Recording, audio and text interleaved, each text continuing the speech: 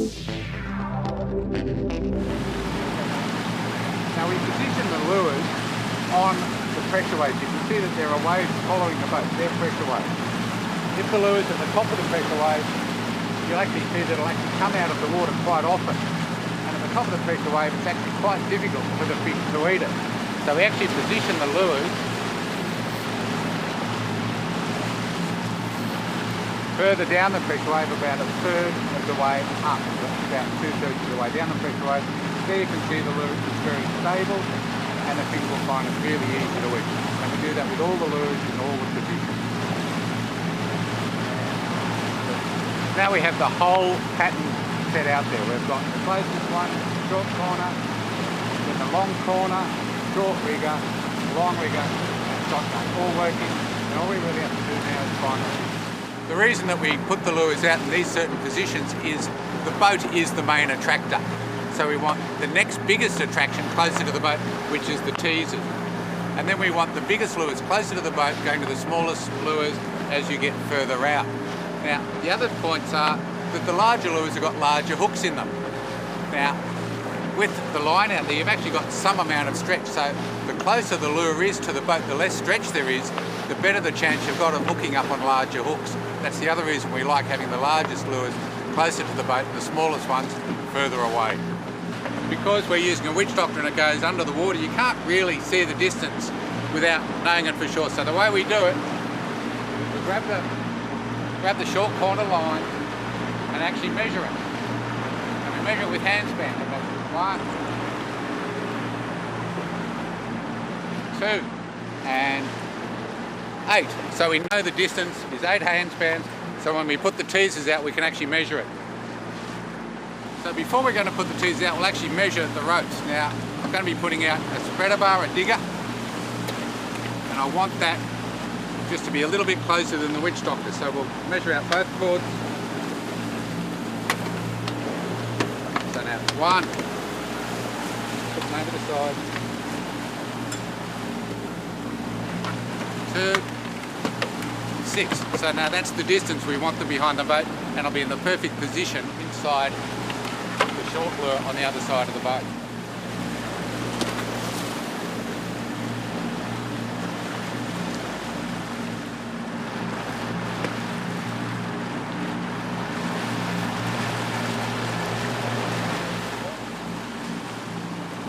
So now we have the teasers set, actually measured, so we know that they're in exactly the right position on the opposite side of the boat to the short corner lure.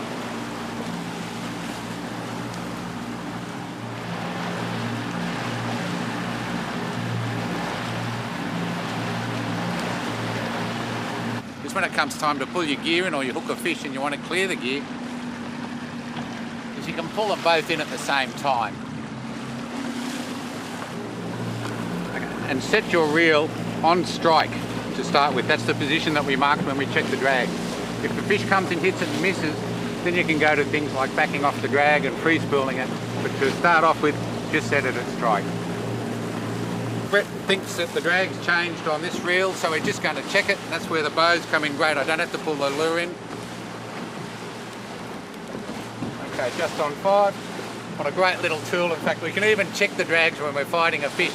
When you're out fishing, we've got all the electronics to find fish, but really they're only historical. For example, a depth sounder can only tell you what's under the boat. You really have to learn to use your eyes to find things like current lines or anything else. For example, I've got a current line here. You can see how the water's different to the side of the boat.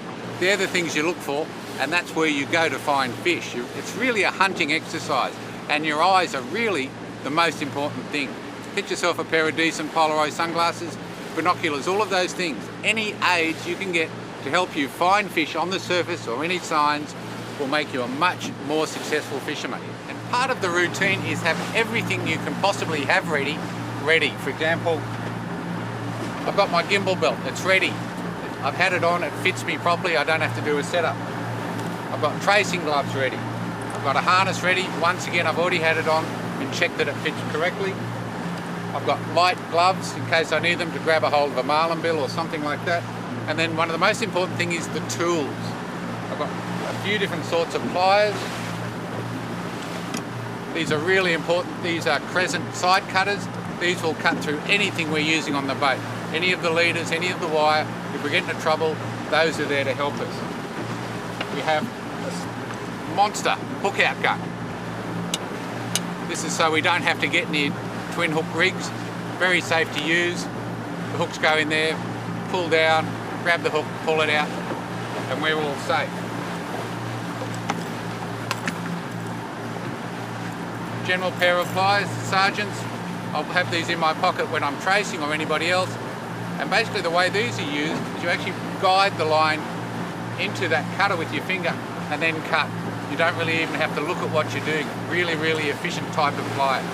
It's a sergeant style of plier.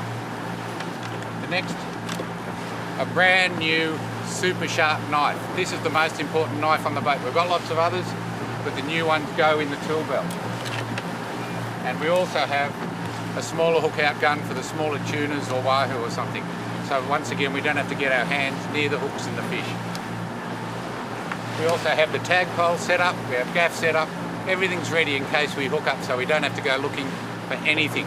The other thing we've done is we've cleared these rod holders, because when we hook a fish, we want to have the rods away and away from the gunnels, and in the middle of the boat's the best place for them. So once we hook a fish, all the rods will go here out of the way. Being ready is really important. This is our normal trolling speed. It's only at about 6.5 knots. At 6.5 knots, the lures are very stable, the rigs are very stable, and the lures are working just fine. But if we want to go faster, because we've got the right lures in the right positions, we just increase speed and adjust the lures on the position in the front of the waves. Okay, we've increased speed from my normal trolling speed of 6.5 knots up to 8 knots, and you'll see that all of the lures are working just fine. When you increase your speed though, you actually do change the position of the pressure wave, so you do have to readjust your lures. Okay, we've come into a reef area and we've found a little bit of bait, a little bit of structure, and to work that better, we're going to try and troll at a slower speed. And to do that really well, we're going to be using the hybrids. So we'll swap the lures over and go to the Dojo Pesh hybrids, and then we can actually even stop the boat, let them sink down, and pull them out of the bait schools and try and get a fish doing that. It's a very effective system. When we put the lures out, we put the furthest ones out first. Now we're going to be pulling them in. You pull the closest ones in first, and then you don't have any tangles. It's just a far easier way to do things.